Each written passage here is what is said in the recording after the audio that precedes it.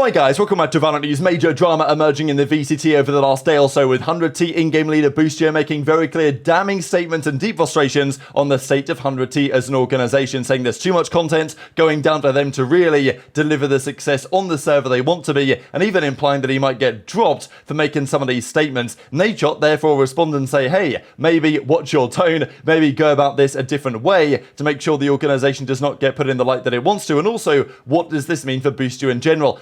Certainly big talking points as to whether this could potentially mean he's ousting from the team in the rather near future. Who's in the right? Boostio or Nadeshot on the 100 Thieves side on this one? Very much interested in your thoughts in the comments below. Hit the like button if you enjoy. Subscribe if you're new as always. I would greatly appreciate it. First of all, speaking of players, you know, flip-flopping between certain teams, and as we'll say, we'll talk about a lot of storylines on the Boostio thing over the coming minutes. Nitro is going to be back to CS, right? So, you know, this guy, he's been all over the place over the last few years. I feel like he's got to choose one or the other, right? Like, either choose to commit to Tier 2 Valorant or choose to commit to, you know, basically North American CS, which is not in the greatest position either. He was on M80, they got rid of him, they made a roster change, they're starting maybe to reap some of the benefits of that, and, you know, now the stint that he had on M80 Valorant is probably coming to a close, and he's going to look at certain options in Counter-Strike. I will mention just quickly, one of the replies here to this whole story from this was Chet, right? Because, of course, Chet was rumoured, coach of NRG the other day, to be looking at a Counter-Strike return himself. What that means for the state of NRG, you know, we talked about some of the potential implications if Chet is already kind of having one eye, or maybe both eyes,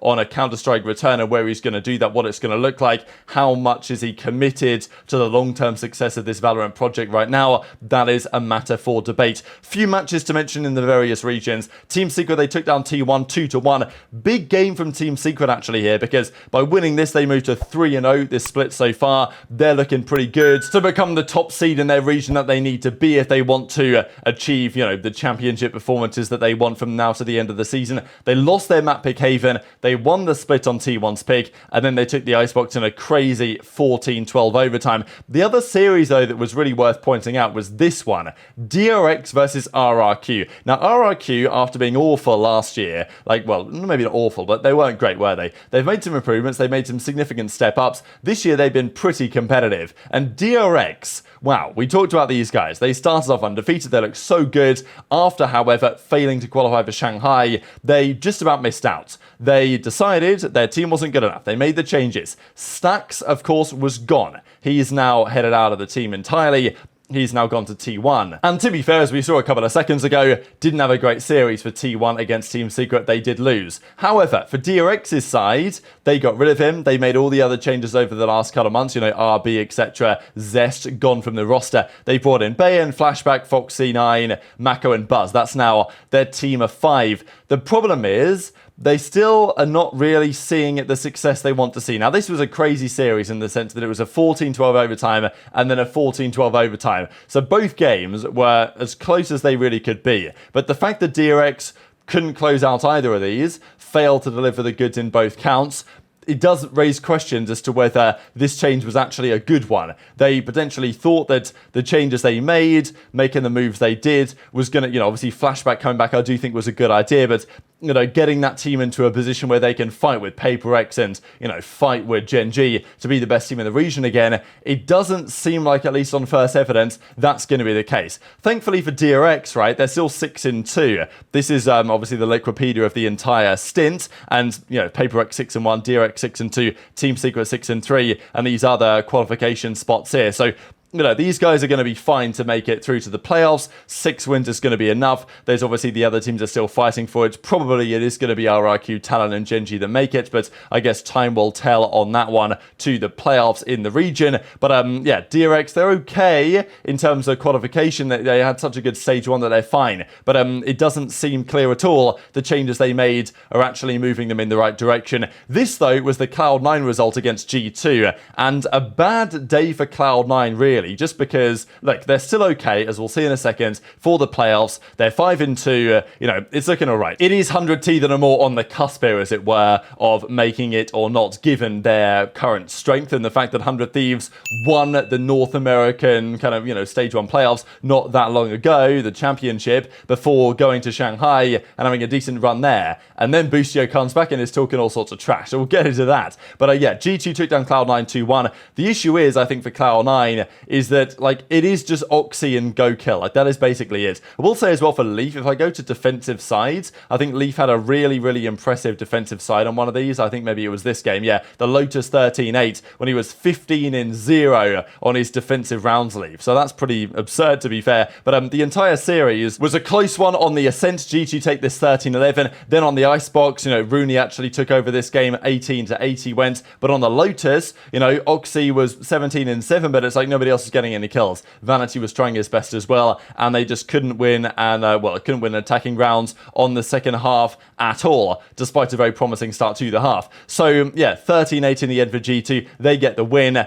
Gotta say, bit of a choke, right? I mean, let's be real. It's classic choke 9 in many respects. When on the Icebox, they have a nice 8-4 lead, or the Ascent, they have a nice 8-4 lead, they lose. They win the Icebox, and then they have a nice 8-4 lead on the Lotus, and they lose. So this is just absolute Cloud9 heritage at this point. And where do you go from here? That is a matter for debate. But let's talk about Boostio, because, wow, this was way more dramatic than I thought it would be. There's been speculation that there's, you know, some issues behind the scenes, 100T or whatever, but it didn't seem that long ago we were seeing tweets like this where Boostio says, "You're welcome, Nadeshot," and of course they had the back and forth at the end of April where it seemed like, you know, this is all in good spirits, all rather jovial. Boostio to say, "Oh, you're welcome, you know, we win it, we locked in the playoffs, so playoffs secured," and then of course they went one step further, like yeah, as he says, "We aren't even close to a thank you yet, you know, let's get us to Shanghai and then we'll talk about it, brother, well done." And then of course, you know, he comes in with the trophy for the VCT Americas earlier this season, so it looked like 100T from an organization point of view, from like a, you know, let's say a personality point of view. It was all looking good.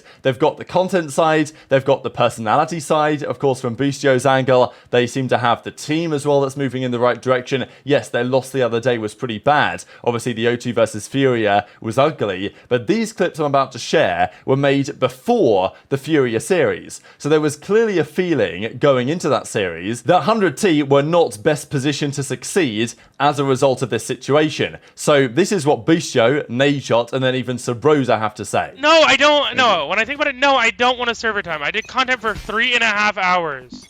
Why did I even consider it, man? As I was just content, man.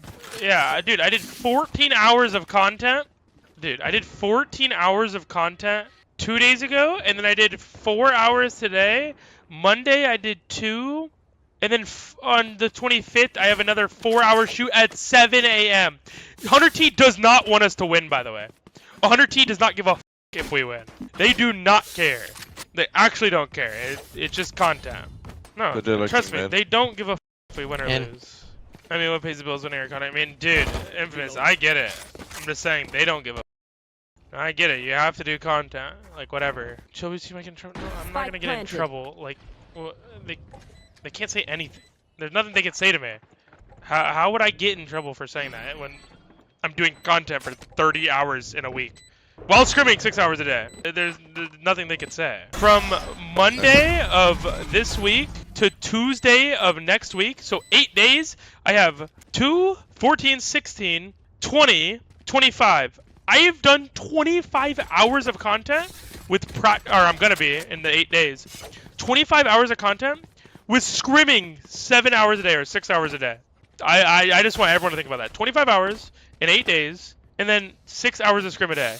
I don't know. They are definitely burning me out, though.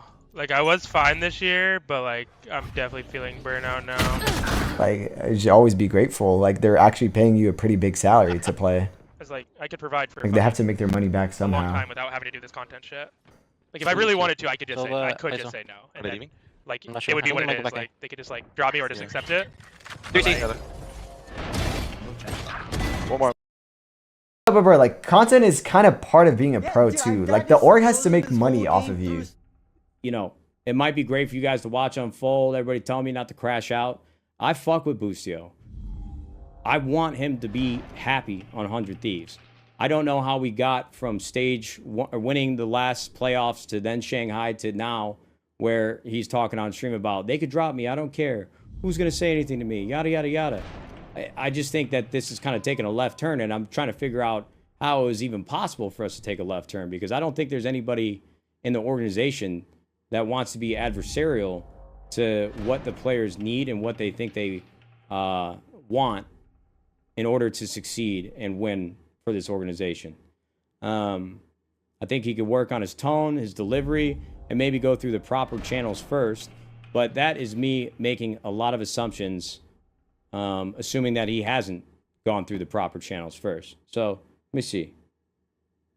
Because I had like a lot of hours of streaming on my contract, which obviously they never forced on me. Right. But I remember telling him like, bro, I'm IGL now.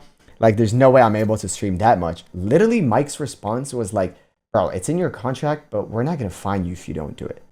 Like, you know, like stuff like that, bro. I guarantee you if Boostio went up to Nadeshot and went like, yo, Matt, I had 14 hours of content to do. I can't do this shoot next week. I really have to VOD review. I really have to do this.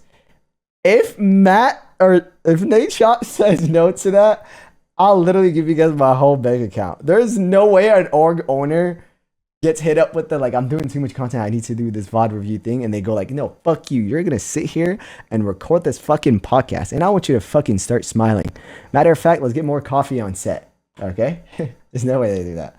So this seems to me like one of those situations that's been building up in Boostio's mind for a little bit of time, and he's not really addressed it with maybe the coaches of the team or the general managers of the team or whatever, and then the frustrations then emerge in a big way on stream, where he's saying the org don't care about winning, which I have a difficult time believing that Boostio genuinely believes that the organization, I think he was just frustrated and kind of crashing out a bit on stream, but tweet your thoughts in the comments below. I mean, I think 100T have made it quite clear that the importance for them is winning championships. That's how you gain success in the esports world. That's how you gain sponsors. That's how you gain partners. If you want to be a profitable esports organization, in large part you do need to actually win events, and that is absolutely 100T's goal to do so, as far as I'm concerned. At least that's my opinion. And they were pushing hard to win the event. They won the event in the Americas. They went to Shanghai. Okay, they didn't win there. Now look, there's always a trade-off, right? You've got to generate revenue somehow. You've got to have partnerships, activations with certain partners,